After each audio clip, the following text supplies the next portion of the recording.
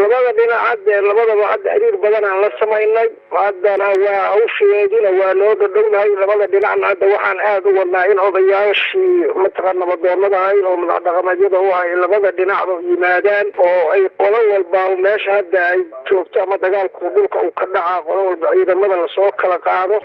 annaguna aan dhexdeeda degno oon ka mataqaanay waxyaaba isku hayaan nabadeyn laga sameeyo qof haddii dhulkan dadku way dhimanayaan iyadoo dhulku meesha ku yaallo wax hadda ay ku dirireen xataa arrin ceel iyo arrin dhuleed iyo xataa maahane waa uu dagaal iska qarxay oo iska ahliya waa marka waa arrin dhibaatadeeda leh waa arrin dad malagoodi galana ku dhimana waana waxyaabaha uu mataqaanaaye dhibaatada keena oo iska jaahilnimada oo dadku ay ku baaba'ayaan dadku ku la-aanayaan dadku marka waa ehel waa dad wada degan waa dad mataqaanaaye wada dhashay oo qaraabo wada ah oo nin walba marka aad ninka kale uu yaqaano qaraabo saas u ah waa arrintooda xasaasi tahay marka aadaan uga xunnahay